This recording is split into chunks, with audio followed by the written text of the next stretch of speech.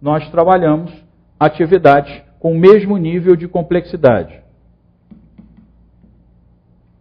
Mesmo nível de complexidade.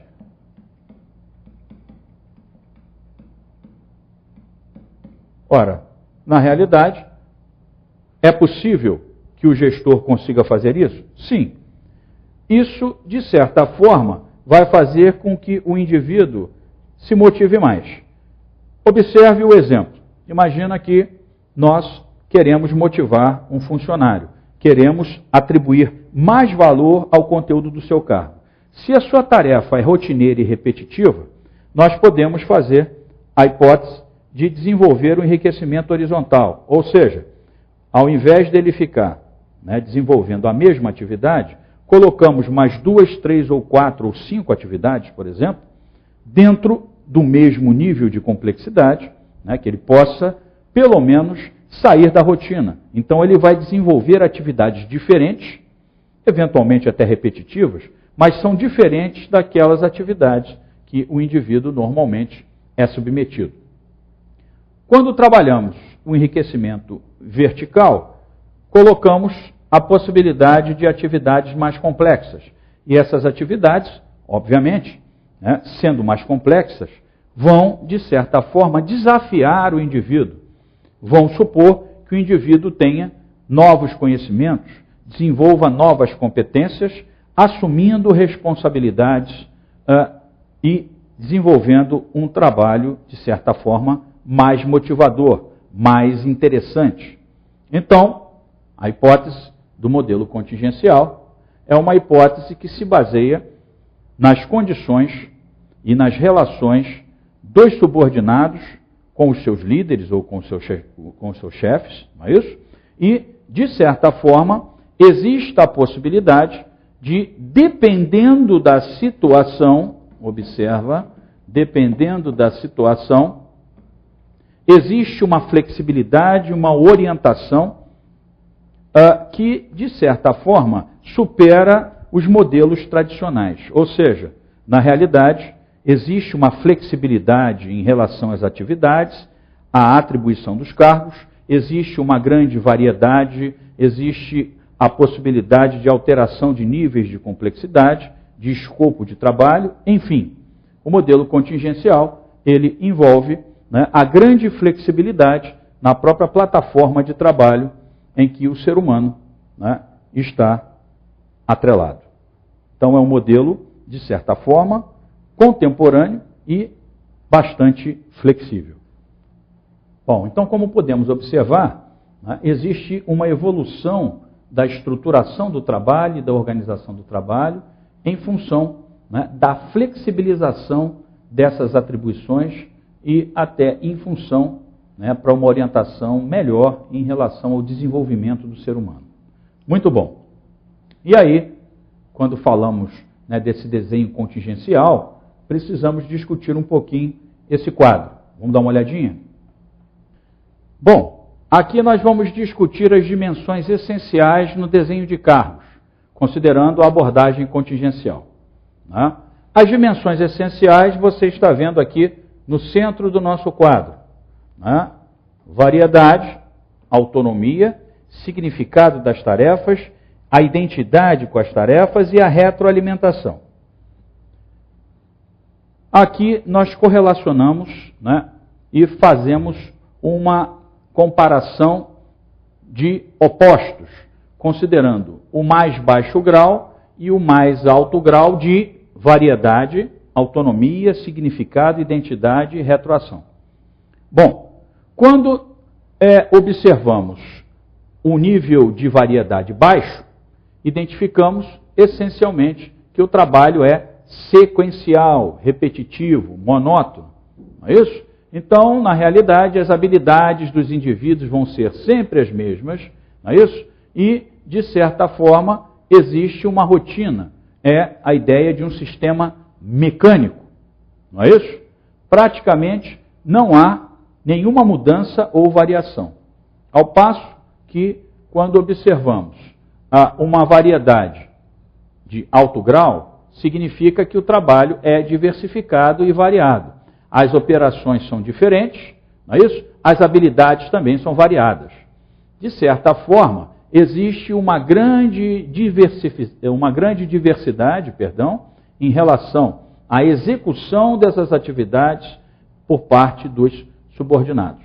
Então, na realidade, a ideia de um alto grau de variedade, de certa forma, impõe um certo desafio às pessoas a partir do momento que elas vão ter que, de certa forma, orientar-se para mudanças. E isso é bom para o funcionário, considerando que ele, a princípio, tende a estar mais motivado, já que a variedade das suas atividades é maior, e isso significa que, provavelmente, ele vai ter um ímpeto em tentar resolver um problema. Agora, nós temos que observar também o grau de maturidade das pessoas. Tem pessoas, por exemplo, que não gostam de superar desafios. Então, depende muito também da visão do gestor. Assim como a relação aos graus de autonomia. Eventualmente, nós temos indivíduos que exigem autonomia, outros indivíduos já são mais reativos e não querem muita autonomia. Mas, de certa forma, quando trabalhamos um baixo grau de autonomia, significa que o trabalho é rigidamente programado. Logicamente, os métodos são pré-estabelecidos em função de a possibilidade de praticamente os funcionários eles obedecerem a normas, regras e regulamentos. Então, a possibilidade de um trabalho rígido, programado, em que o chefe determina exatamente o que fazer, quando fazer e como fazer.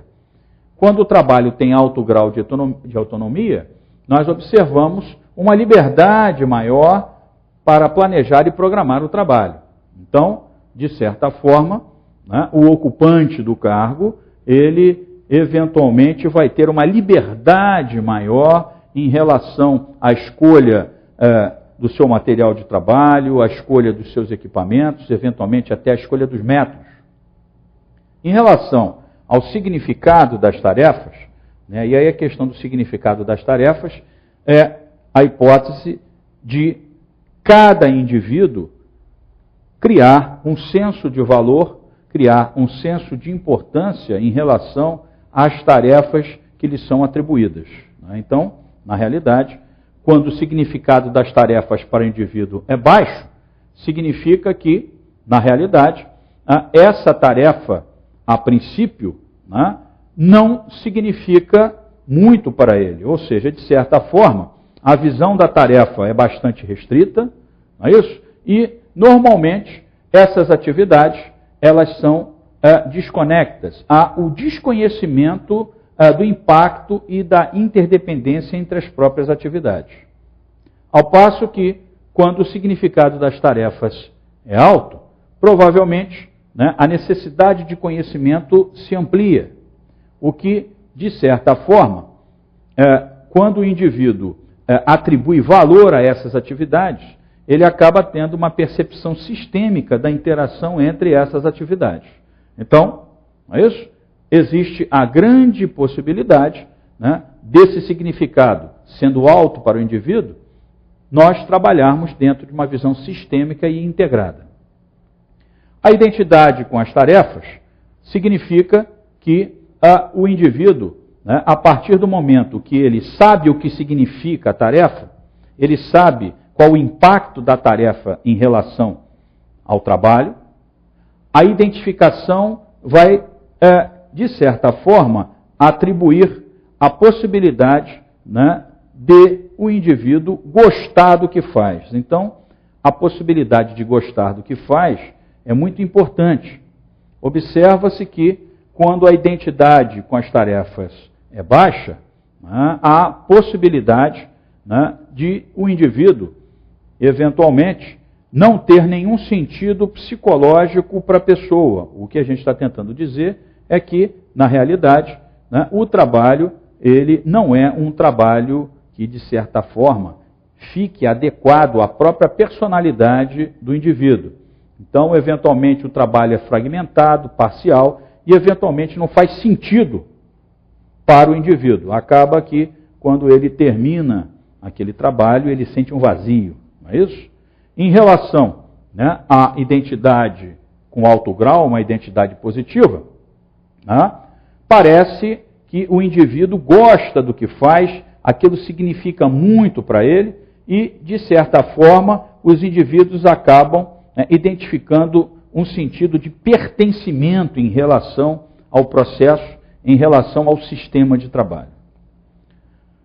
A possibilidade de retroalimentação, né, ou de retroação, ou de feedback, é a possibilidade de informação sobre desempenho. Dentro das dimensões essenciais de desenho de cargos, quando a retroalimentação é baixa, significa que praticamente não há nenhuma informação sobre o desempenho, né, e sobre a performance, inclusive até sobre a própria avaliação do funcionário e daqueles que desempenham as atividades.